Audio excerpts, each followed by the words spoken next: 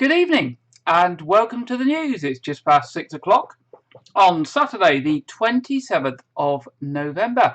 Now, as I go on air each week, I'm a little bit nervous because I do rely on a printed script and I have it here, 16 pages of script for tonight's programme. And although I do have an auto cue system, I don't like to rely on it. Now, seeing the Prime Minister's problems this week, I'm now slightly nervous about having 16 pages of script in case I drop them. But please rest assured, if I do drop them this evening, I won't be doing motor car impressions or talking about Peppa Pig World. You'll just have to bear with me while I pick them up and get them back into order. Fortunately, they are all numbered with big bright red numbers on the bottom. Now, in the news this week and hot off the press this afternoon, cases of COVID-19 continue to rise in our area.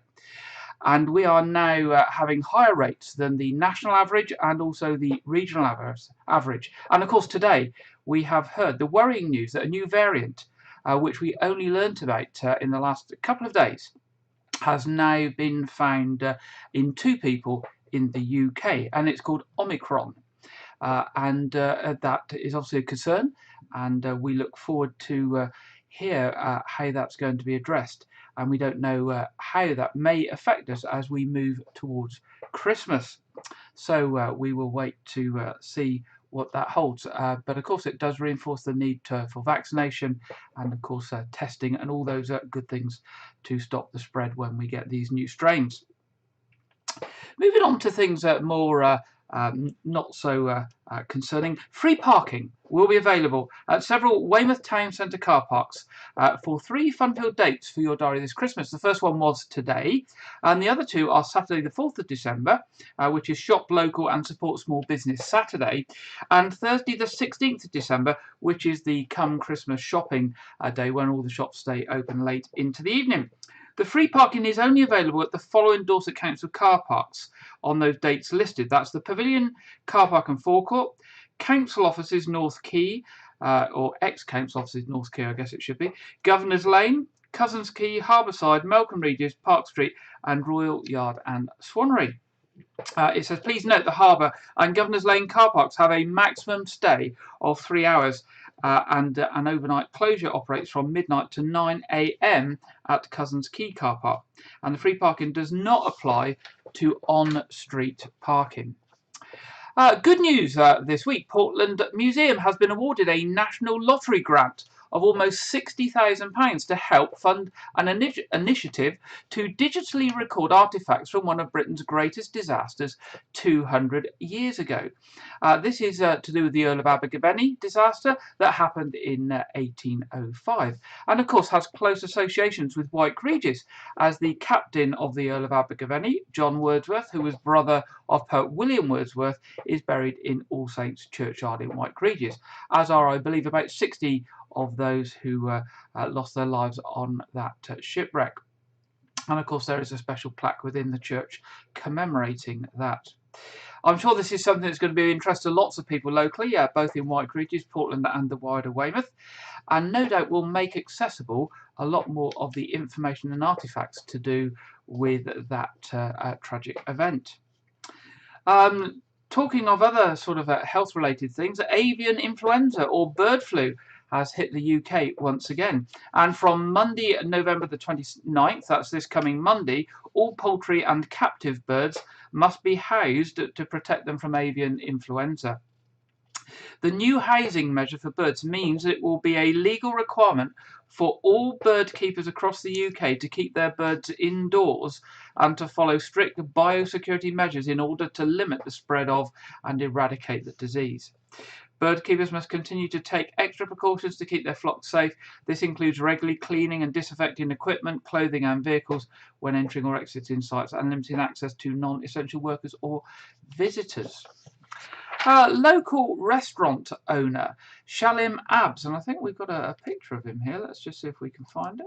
There we go. Is asking everyone to spice up their life to support local charity Weldmar. He will be honouring British Curry Day on Wednesday the 1st of December, that's this Wednesday, by donating half of his day's take-ins from Shalim's Indian restaurant in Weymouth to the Weldmar Hospice Care charity. Shalim, who runs Shalim's Indian restaurant in Weymouth, says, "We will donate 50% of the money we take on British Curry Day to Weldmar Hospice Care.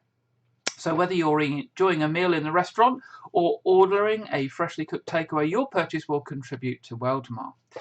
British Curry Day campaign started by Mr. Enam Ali, who is one of the leading figures in the British curry industry. It's a national salute to those who came to this country and innovated the industry. Today, this contributes, believe it or not, £4.2 billion to the economy, according to figures released by the Financial Times, with sales of over 2.5 million curries each week throughout the UK. Shalim said this event celebrates the legacy of our forefathers brought to this country and the cuisine which has embraced into British culture. It's also an honour to recognise the hard work and perseverance shown by early pioneers who dared to set foot on foreign soil with no education, no money and no grasp of the English language. But through sheer tenacity and determination they managed to create a booming industry against all odds. British Curry Day is able to raise awareness that even though we say Indian restaurants, but the majority of the restaurants are run and owned by Bangladeshis from the region of Sylhet. You could say Sylhet is the root of all Indian restaurants in the UK today. So there we go. Mr. Shalim has also said that classic curries we enjoy today, such as the chicken tikka masala, the Baltic, the jalfrezi, Madras chicken vindaloo, and even the hotter fowl, are not commonly found in India, believe it or not. They were all created in Britain by the early pioneers of this British and Indian fusion. While sadly many of these have been lost to the pandemic, the younger generation continues to elevate the cuisine we enjoy today. Other good news this week, the HR Director of Great Western Railways, one of the rail companies that provides services to Weymouth, has been named as HR Director of the Year at the Personnel Today Awards 2021. Ruth Busby was praised by judges for the way in which the rail operator's Human Resources Department helped lead colleagues through the COVID-19 pandemic. Ruth was chosen from a short list of 7 and received her prize from Personnel Today editorial director Rob Moss and comedian Russell Kane during a glittering award ceremony at London's Grosvenor Hotel. Dorset police officers investigating the theft of a mobile phone from a man on Weymouth seafront are appealing for witnesses of anyone with information to come forward. At around 10:50 p.m. on Monday the 15th of November, the 18-year-old victim was walking along the esplanade near to Greenhill Gardens when he was approached by 2 men on bicycles who were asking for directions. The men reportedly began acting in an intimidating manner and stole the victim's mobile phone before making threats. One of the men is described as white and was wearing a black balaclava, black Nike puffer-style jacket and carrying a Nike bag. The other man is described as black and was wearing a silver Nike puffer-style jacket and a grey tracksuit. Anyone with information is asked to contact Dorset Police on 101 or anonymously through Crime Stoppers charity on 0800 555 111. Following a successful event in 2020, the Nutley Farm Christmas Lights and Reindeer Experience will return again this year to raise funds for Dorset and Somerset Air Ambulance. Nutley Farm are staging the festive experience at their location near Winfrith, Newborough. From yesterday it started in support of Dorset and Somerset Air Ambulance. Anne, who is one of the owners, was rescued from her home by Dorset and Somerset Ambulance in 2015 after her horse and carriage overturned, having been spooked by farm machinery. Following her recovery, she has been determined to do all that she can to raise funds for the life-saving charity. Commenting on last year's event, Anne said, "Last year, despite COVID difficulties, the farm raised over £5,000 for the Air Ambulance charity, and we are hoping to double that amount this year." This year's event sees many new additions, plus a longer illuminated walk trail, where visitors can wander through the improved glittering light installations and twinkle trees. It's a fantastic family occasion with something for everyone. The new elf hunt will provide festive fun for children walking the illuminated route, along with the opportunity to meet and feed their 4 friendly reindeer and to have their picture taken with Santa's sleigh. Visitors can also keep warm whilst enjoying their seasonal food, hot chocolate, mulled wine and cider in the new festive indoor barn. For more information on that, you can pop along to their website at www.nutleyfarm.co.uk. Good news for a Weymouth business and jobs in Weymouth. Weymouth business Medisave has unveiled plans for a major expansion of its premises and the potential for adding another 125 jobs at the company. Medisave is a supplier of medical consumables and diagnostic products and offers its service internationally from its headquarters in Mercery Road in Weymouth.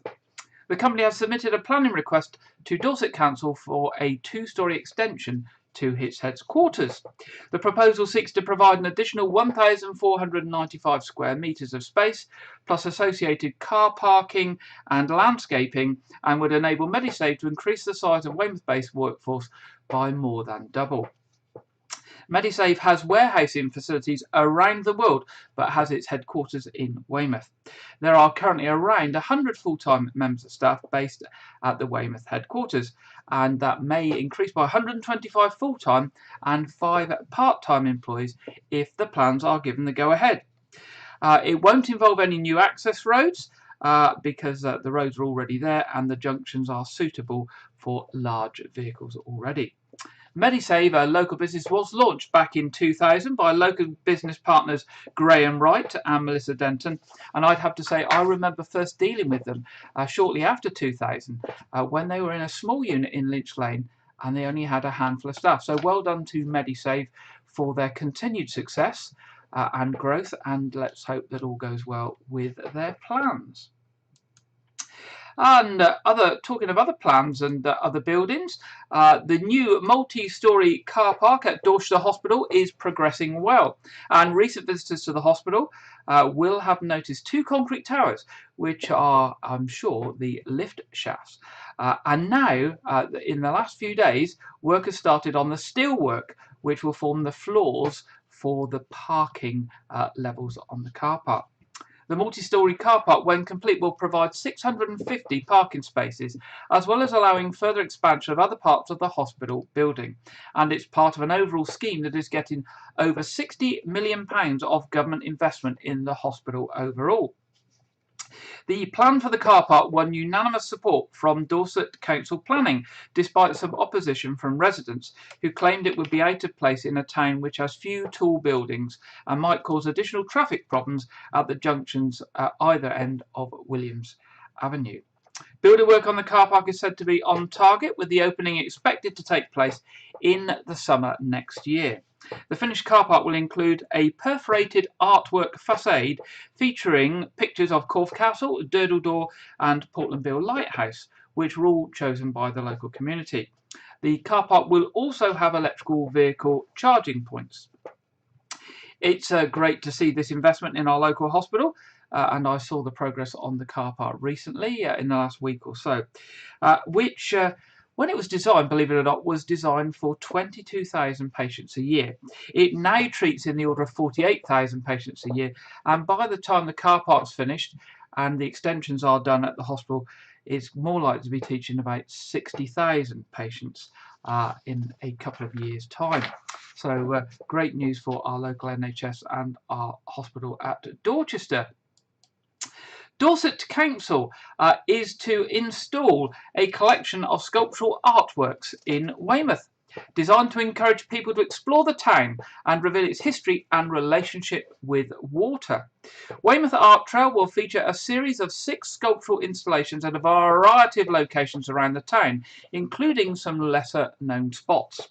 The artworks will be connected by a walking trail, which is around a mile long and designed to be accessible.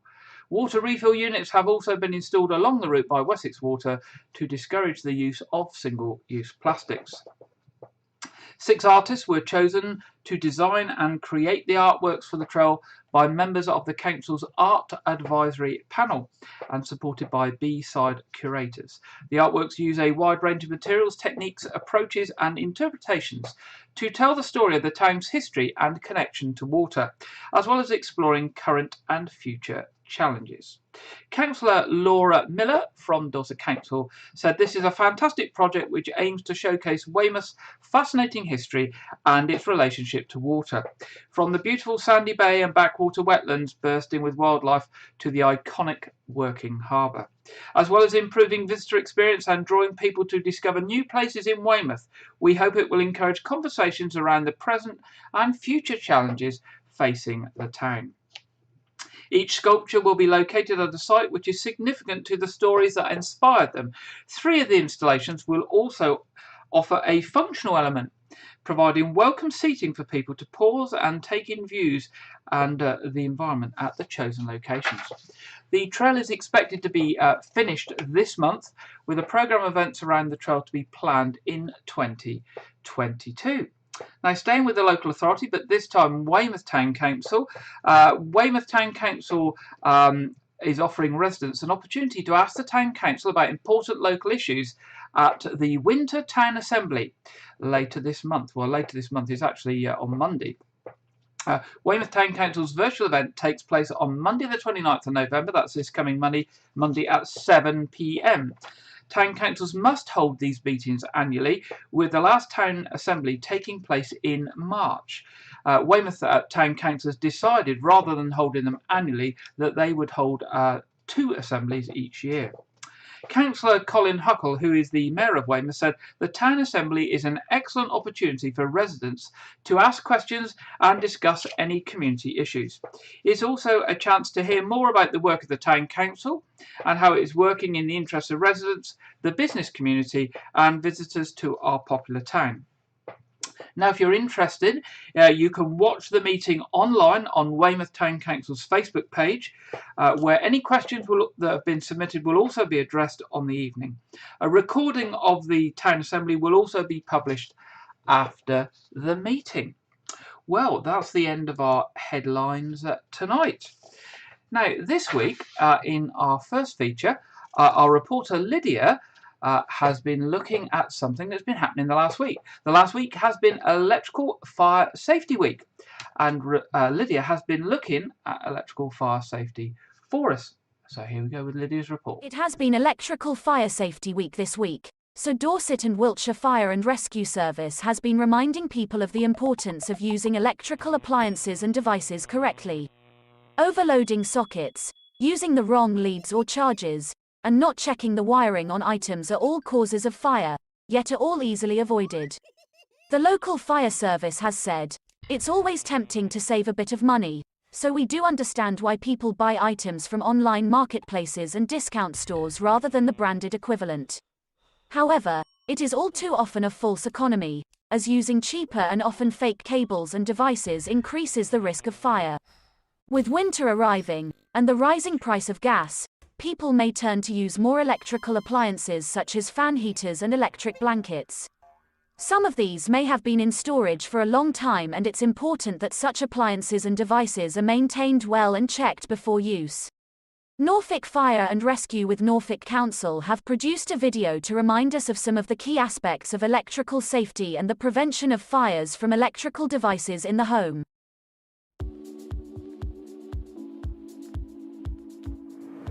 Welcome to Norfolk Fire and Rescue Service's Electrical Fire Safety Campaign. My name's Ian Jordan and I'm a crew manager at Earlham Fire Station. Working with our partner agencies from NAPIT and Norfolk County Council, we're going to be delivering some short videos to prevent electrical fires within the home. Ourselves and our partner organisations have created the slogan, LIVE. The L stands for look, listen, smell. Look for electrical discoloration, which could be orange or black around the accessory. Listen for electrical arcing, which could indicate loose wiring or a failed accessory. And smell for electrical burning. The I stands for investigate and isolate.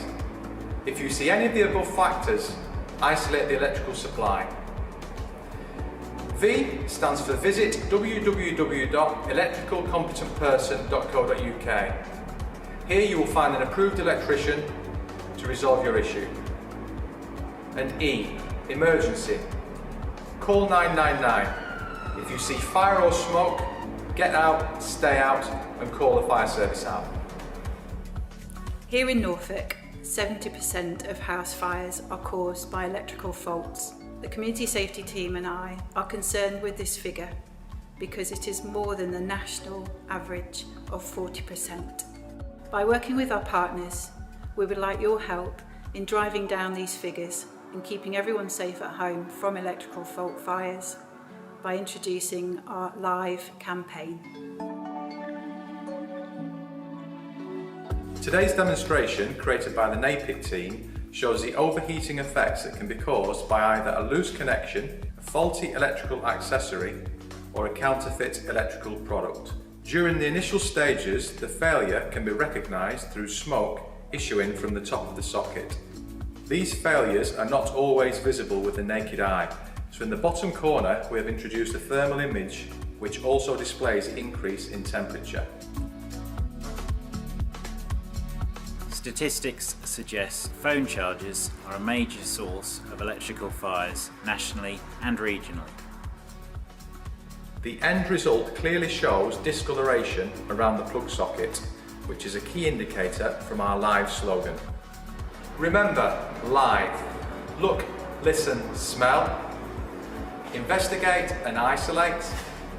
Visit www.electricalcompetentperson.co.uk.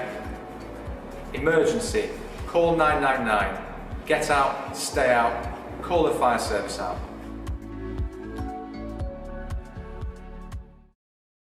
There we go. Some good advice from Lydia and from Norfolk Fire, who've put that video together. And just to reiterate, 40% nationally of household fires are caused by faulty electrical goods. And as they showed there, phone chargers or cheap phone chargers not made by the manufacturers that are bought cheaply on the internet. And those square block multi-use adapters are two of the major causes of household fires. Now, Dorset and Wiltshire Fire and Rescue have also said this week, if you have any fire safety concerns, you can request a free Safe and Well visit, where someone will visit you to help you assess the fire risks in your home and offer support and guidance. Now, if you'd like one of those Safe and Well visits, you can call them free on 0800 038 2323, or you can apply online at www.dwfire.org.uk. So the phone number 0800 038 2323 or www.dwfire.org.uk. Moving on to our second feature this week, it comes from Janet Hall, looking forward to Christmas and telling us about angels and them coming to Wyke this Christmas. Hello. I've been thinking about angels. Christmas cards seem to be full of them.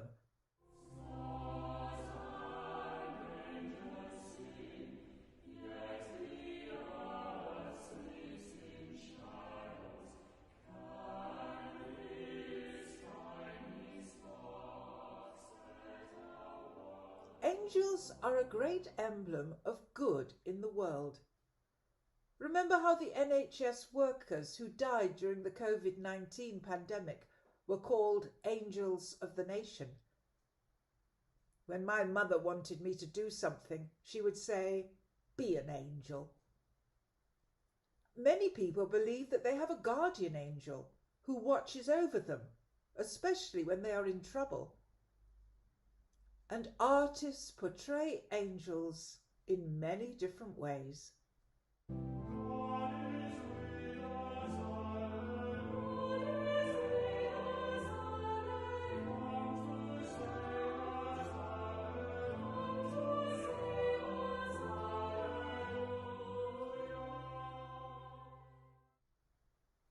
And of course, when you read Bible stories, angels are often mentioned. They are usually messengers who come from God. And at Christmas especially, we read about angels quite a lot. First, there was the angel who came to Mary to tell her that she was going to have the baby Jesus, and then the angel came to tell the shepherds that he had been born. Well, this year the traditions are being kept up and angels are coming to Wyke Regis. So keep your eyes open. From the 1st of December, All Saints' Church is sending them out to wait along the pathways, hoping that you might come along and find one. So if you see a little angel like this one, pick it up and take it home. It is a present from all of us. You might see a poster like this one. There are 8 of them and they all have a different letter on them. See if you can find all 8 letters and unscramble them to find out what the angels brought that first Christmas. In the week before Christmas, we hope the church will be filled with angels, made by different people in the parish. We're hoping to open the church as much as possible so that you can come and see them for yourself.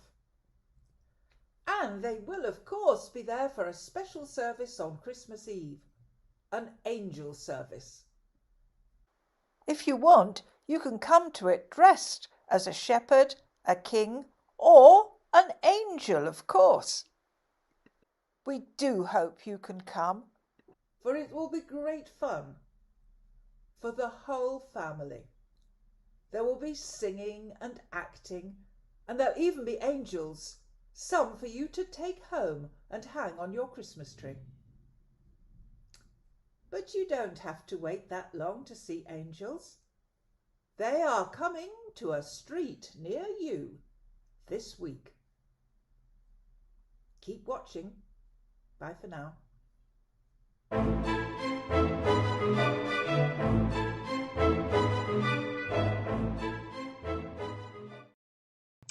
Thank you, Janet, and watch out for those angels around Wyke starting on the 1st of December this week. Our next story this evening, I guess a lot of us know that Dorset Council looks after our roads and collects our rubbish, but they also have a role in looking after some of our open spaces. Some of those spaces have been managed to provide places that we can take our families, such as Avon Heath Country Park. The park is open all year round and it has a visitor centre which is only closed on Christmas Day, Boxing Day and New Year's Day, and there's also a cafe on site too. The park is located just off the A31 near St Leonard's and it's a great family visit. You can explore acres of unsport heathland and wooded areas while experiencing some of the unique and rare wildlife. There are trails on site and they vary from just under a mile to 2.5 miles long, including some undulations with tracks consisting of a mix of gravel and sand. One gravel track of 3/4 mile is designated to be suitable for buggies and wheelchairs. Obviously that's depending on the individual users. There's a play area, a wildlife area, a nature nursery, and even, yes, even a dog washing facility. Why not pay it a visit as a family and get some fresh air? Now, Dorset Council have recently released a video to demonstrate what the country park has to offer, and we're going to see it now.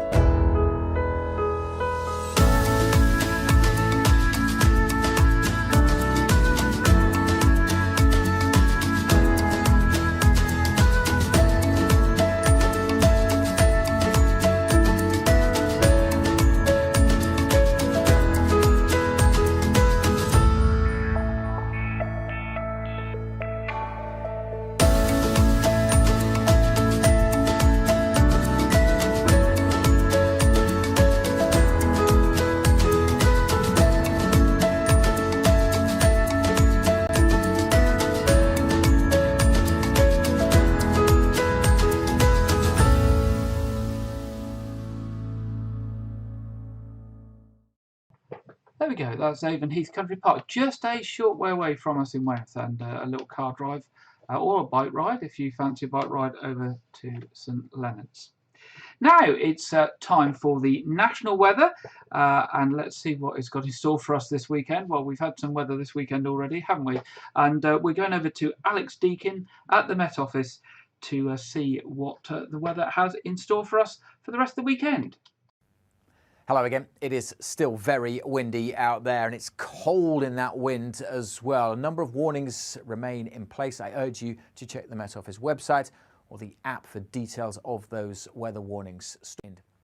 The winds will continue to ease as we go through this evening, but continue to feed in showers across eastern parts. A potential for things to be very icy where we've got those showers as temperatures tumble pretty sharply through this evening. A fairly extensive and hard frost forming, leading to a cold start to Sunday. There is that storm system R1. It is slowly pulling away to the south, a little bump in the isobars, a little ridge of high pressure, but notice it's not completely gone. Still on Sunday, the winds coming in from the North Sea and close to that old storm system, there will still be showers coming in across parts of eastern England in particular. But for many western areas, it'll be a really cold start, but at least the winds will be lighter on Sunday. Still a few showers feeding in across Pembrokeshire and Cornwall, maybe the odd one for Northern Ireland, and still snow showers over northern Scotland. That wintry mix of hail, sleet and snow showers across parts of eastern England too. But for the vast majority, Sunday is a dry and a bright day, and with lighter winds, even though temperatures are still below average,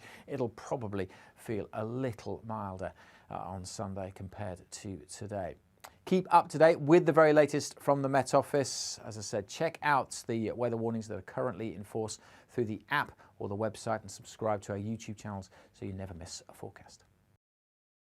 Thank you very much, Alex, and of course the Met Office for that forecast. Now, what does the local weather have intel for us this coming week? Well, as you can see, most of the week is going to be a little cooler than it has been lately, although it does warm up on a couple of days. It's a bit changeable again with some showers, but some sunny spells, and those temperatures are dropping at night. And of course, if we get the wind, then the wind chill does play quite a factor and does bring that temperature right down for us as well. I guess the big question is, what's going to happen as we go towards Christmas? Are we going to get a white Christmas or a cold Christmas? Hopefully we won't be getting a wet and windy one. Moving on to traffic and travel. Now, an important announcement, if you haven't picked this up in the local press, that a key route through Dorset will be partially closed for essential repairs. Now, this is Monday again, Monday the 29th of November, which is this coming Monday, where the A35 Puddletown bypass will close eastbound for 12 hours between 6 a.m. on Monday and 6 p.m. on Monday, this coming Monday. A diversion route for eastbound motorists will be signposted through the nearby villages of Puddletown and Tolpuddle, and the westbound carriage towards Dorset will not be affected. So it's only eastbound traffic, so that heading away from Dorchester. A spokesman for National Highways explained that the route must be closed during the day because the works they have to do are temperature sensitive, so they can't be done at night. It's a defect in the road that they had planned to repair in the spring, but because it has recently deteriorated, they needed to act urgently to make the repair. So that's Monday, this coming Monday, eastbound traffic on the A35 Puddletown bypass will be diverted between 6 a.m. and 6 p.m. Monday, so unusually during the day, not during the night. This week, other local roadworks and things going on locally. BT Openreach are working in Radipole Lane. They have got traffic controls at times, so this may affect traffic. Wessex Water working in Ben Nevis Road, Rutland Road and Devon Road. Scottish and Southern in Hereford Road. Of course, Newstead Road that's been closed for a few weeks remains closed for this week until the 2nd of December, and SGN are in Bradford Road. Now, moving to the trains, severe weather this weekend has affected and continues to affect some services over the country, including some offered by Great Western and South Western trains. So just be aware of that. On top of that, Great Western, there is an amended service across the network this weekend. And there's a bus replacement service in place between Yeovil, Penmill and Weymouth, and that will be in place until this coming Friday, the 3rd of December. And on South West trains this weekend, there's an amended service in the Southampton area. So I think the message is, with the severe weather, with the amended services and bus replacement things in place, check before travelling. That's the message there for you this weekend. Moving to what's on.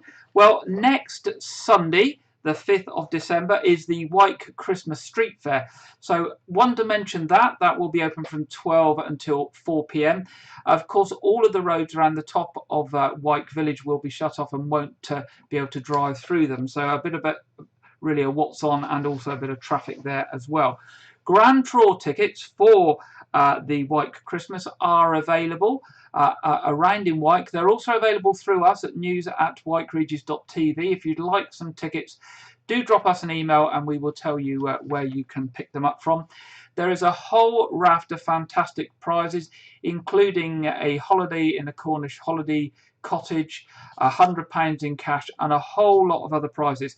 We're going to put up a list of the prizes on our Facebook page over the weekend, so you can see the amazing prizes that there are, and well done to the organisers of the draw for getting all of those prizes, and the businesses who have supported the draw. Now, the other big news this week is Weymouth Pavilion have announced that they will be having a pantomime this Christmas. Oh, yes, they will. Oh, no, they won't. Oh, yes, they will. Of course they will. It's pantomime time, of course, and it's another made-to-measure production returning to Weymouth Pavilion for the 6th Christmas with a brand new production of Aladdin. And it's a brand new production, spectacular comedy pantomime, and it's especially created for Weymouth. It's bigger, brighter, and even funnier than before, they say. Aladdin boasts stunning scenery, colourful costumes, toe-tapping songs, incredible special effects, and laughter by the bucketful. It's starring Weymouth's favourite pantomime dame, Lee Redwood, who will be donning the frocks for his 9th pantomime at the Pavilion as the hilarious Widow Twankey. Alongside Lee, there will be many familiar faces. The pantomime runs from Saturday the 11th of December through to Sunday the 2nd of January, and Wyke Regis TV are going along to the media launch event, so hopefully we'll be able to get some footage of some interviews with the stars of the pantomime, which we will bring you in a couple of weeks' time. Also coming up at Weymouth Pavilion is tomorrow, Fairy Tale of New York, the 30th of November, the Lions Variety Show. Remember, we mentioned that last week. Tickets are £5 from the Pavilion box office, and Dire Straits on the 2nd of December. All of those events available on the Pavilion website, weymouthpavilion.com, or via the box office on 01305 783 225. At the Nose Fort this weekend, tomorrow, Sunday the 28th, is the Christmas Elf Hunt. That returns again on the 4th and 5th of December next weekend. There's an artillery firing day tomorrow as well at the Nose. There's the Weymouth Christmas steampunk festivities on the 4th of December. And on 20th of December, Picklebottom the Elf in her Christmassy show. For all details of things at the Nose, pop along to the Nose Fort website at www.nothefort.org.uk. Now we get to film review time. This week we are reviewing a film that will be out early in 2022. And this week the trailers have been released. It's called DC League of Super Pets. Dwayne Johnson stars as the voice of Crypto the Superdog in Warner Brothers Pictures animated action adventure film DC League of Super Pets. In DC League of Super Pets, Crypto the Superdog and Superman are inseparable best friends, sharing the same superpowers and fighting crime in Metropolis side by side. When Superman and the rest of Justice League are kidnapped, Crypto must convince a ragtag shelter pack, Ace the Hound, PB the Potbellied Pig, Merton the Turtle and Chip the Squirrel to master their own newfound powers and help him rescue the superheroes. Stern, a veteran writer, consultant to the Lego movies, makes this animated feature film directional debut, directing from a screenplay he wrote with frequent collaborator John Whittington, based on the characters from DC Superman created by Jerry Siegel and Joe Shuster. DC Super League of Pets is out in May 2022. And here's the trailer now.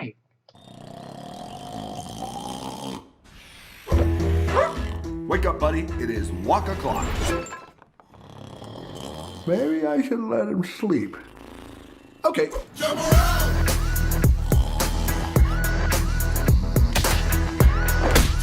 Jump up and get down! Jump! Everybody jump! And I'm up. Okay, Crypto. We'll go for a walk. I have an owner, and he's Superman. Let me just iron that out. They should call me Iron Man. No. My dog's the best, but he's not the greatest with other animals. What is new with you, fellow normal dog? I bit the FedEx guy the other day. Who was he working for? General Zod? The Legion of Doom? FedEx. Of course, the Federation of X's. Not to be trusted. What is taking my owner so long? Well. If it isn't the Justice League. Superman? What's going on?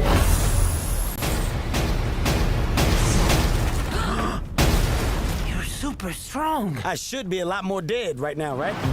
My best friend is in danger, and you have to help me. Well, we're just a bunch of shelter pets.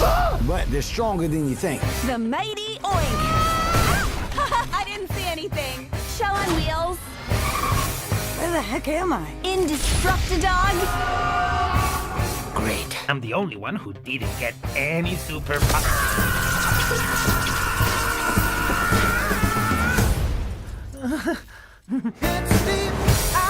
When one has an abundance of power,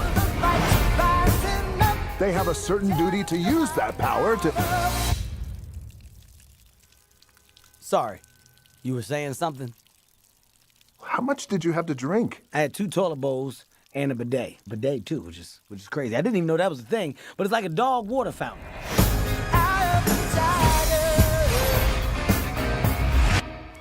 Oh. Out of the way, cat child.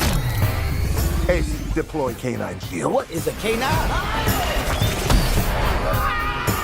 Evade!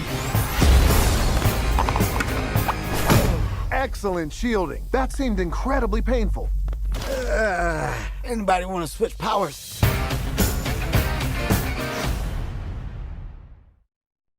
There we go. That's DC Super League of Pets out in May next year. Trailer released just this week, and you're one of the first to see it. So there we go. Okay, we're getting towards the end of another programme. Just a reminder that tomorrow, regular services at All Saints Church at 8 o'clock and 9:30, with the 9:30 being live stream, and also 11 o'clock at St Edmund's Church. Our quiz is back online this evening. It was off for a week last week where we did a live face-to-face quiz, but we're back on all our social media channels tonight. Quiz starts at 7:30. Streams go live at 7:15, which I guess is just over half an hour's time. I can't see the clock at the moment, but it must be almost 30 minutes till we go live. So do come along. That's open to anybody. It's free of charge, and it's all fun for all the family. Remember, on Friday, our year in gardening with Clive Gray, and as I usually say, if you want to catch up with local events during the week and local news during the week and local programming, do take a listen at our local radio stations, Chesil Radio, Keep 106 and Air 107.2, all run by volunteers for you in the South Dorset area. Now, I look forward to being with you again next week at 6 o'clock on Saturday. And I'm going to leave you with a public information film that's come out from the NHS, reminding us of the importance at winter time when we get various ailments to make sure that our medicines cabinet is stocked up with all those relevant things. So I'll leave you with that. And until next week, I'll say good night. Let's talk winter. This winter, make sure your medicine cabinet is stocked up with self-care medicines such as anti-inflammatories, medication for cold and flu, diarrhea and indigestion, pain relief, and antihistamines. These medicines are all available over the counter at shops, supermarkets and pharmacies without prescription. For more tips on staying well in Dorset this winter, visit staywelldorset.nhs.uk.